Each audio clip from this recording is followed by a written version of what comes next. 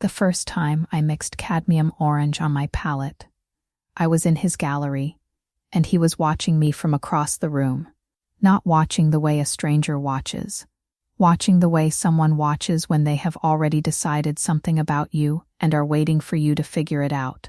He said, when I looked up, "That color is yours. I've seen 100 painters try it. Nobody lands it the way you do." I filed it as a compliment. I had 32 years and 6 months of rent behind me, and no representation, and a body of work that had been seen by perhaps 200 people in total. A compliment from Elliot Marsh was not nothing. He owned 3 galleries. The main space was in the West Village. White walls and good light, and the kind of clientele that did not look at price tags before they asked about provenance. He had been in the business for 22 years. He knew people. More than that, he knew how to position people, how to introduce a painter to a collector in a sentence that changed what the collector thought they needed. I had watched him do it at the opening, where we met. He said 4 words about a woman's textile work, and the man she was talking to bought 2 pieces before he had finished his wine. That was the skill. Not manipulation in any recognizable form, just fluency in a language I did not speak yet. I told myself I wanted to learn that language. That is where it started. He offered representation 3 weeks after we met. Not a formal contract right away. He said he wanted to see how the relationship felt first, which I understood as a reasonable approach to a professional relationship, and which I later understood as a tactic. No contract meant no paper trail of what was agreed. No paper trail meant that when expectations shifted, there was no record of what the original expectations had been. At the time I thought, this is how the art world works. Relationships before documents, trust before structure. I had heard this framing before. I did not have anyone in my life who had been through it to tell me what it meant in practice.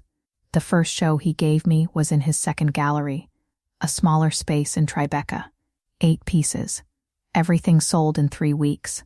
He called to tell me, and his voice had something in it that sounded like pride. And I held the phone and felt something I had been trying to produce in myself for 6 years. I had made work that people wanted. I was visible.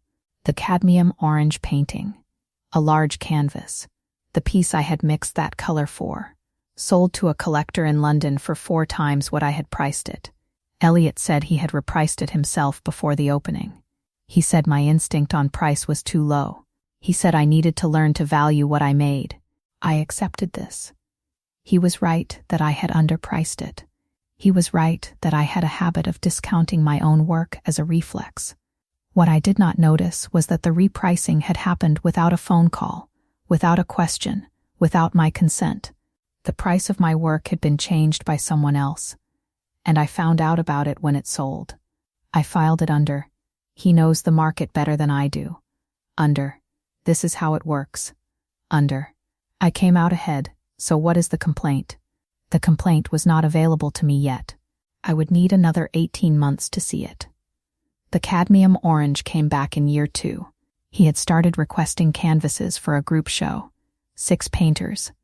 A thematic exhibition about color and the body. I delivered 7 pieces to the gallery in March. That was a Tuesday. The show opened on a Friday. On Thursday evening, Elliot called to say that 2 of my pieces had sold before the opening, to a private buyer who had seen photos of the installation and wanted them for a corporate lobby. The amount was significant. I was grateful. I did not ask who the buyer was. I did not ask to see the invoice. I found out 6 months later, by chance, when a graphic designer I met at a friend's dinner showed me a brochure for a hospitality brand, hotel interiors, high-end, the kind of brand that pays well for everything. In the brochure was an image. It was not one of my paintings. It was a photograph of a room in which a wall-sized print was hanging. A print of one of my pieces, the cadmium orange canvas, reproduced at approximately 3 times the original size, with a color treatment applied that shifted the palette slightly but left the composition unmistakably mine. The print had a credit. Original work courtesy of Elliot Marsh Gallery. not my name, not my copyright notice. Courtesy of the gallery. I called Elliot the next morning. He said he would look into it.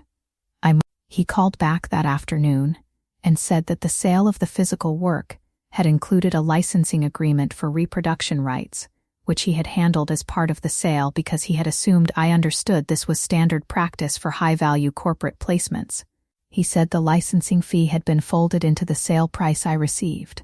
He said, and this is the part I turned over for a long time afterward, that he had been protecting me, that if he had explained all of this in detail before every sale, I would have gotten anxious and second-guessed things and lost the deal, and the deal was good for me.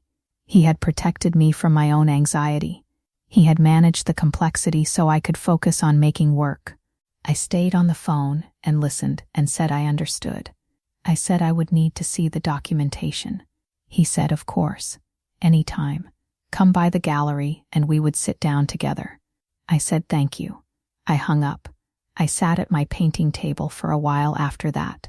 The cadmium orange I had mixed that morning was still wet on the palette.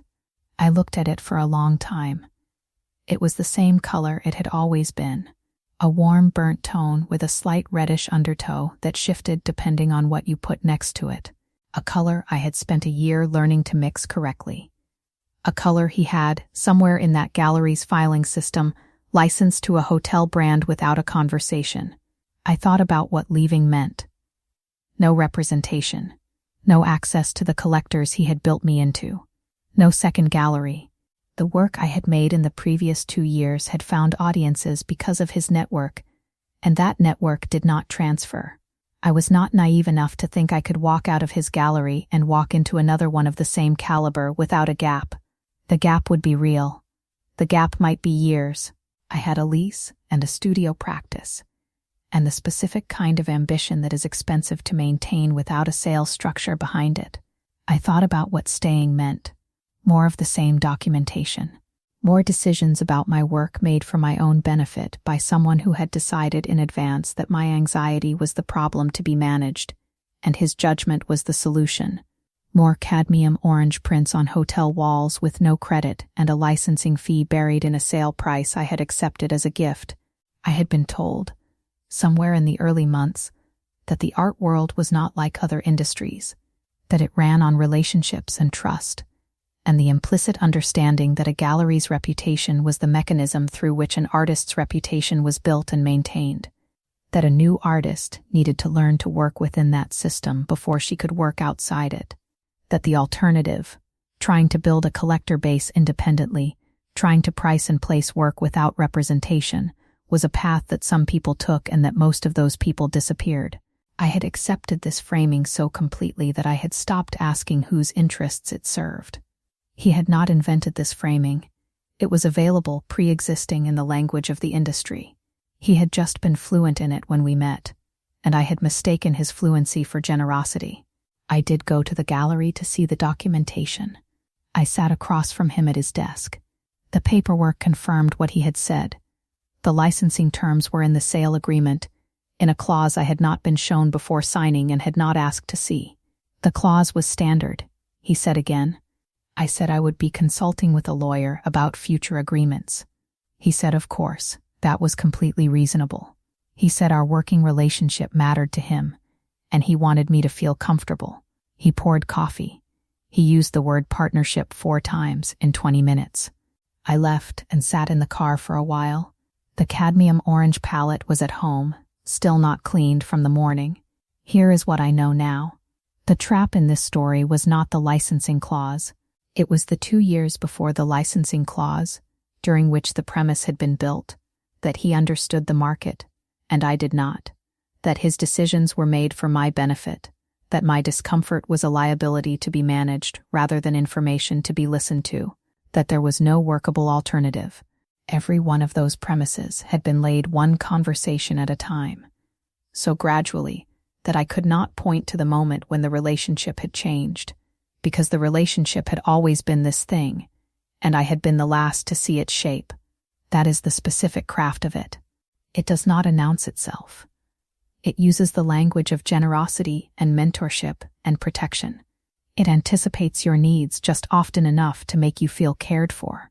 And it runs, underneath all of that, a parallel structure in which your interests and someone else's interests are not the same, and the moments when they diverge are handled quietly, in documentation you were not shown, in decisions made on your behalf, while you were focused on making something beautiful. The cadmium orange is still on my current palette. I mix it the same way I always have. I own the rights to everything I make now. I have an entertainment lawyer, and I read every clause before I sign anything, and I do not work with anyone who describes documentation as anxiety management. The color is mine. It always was.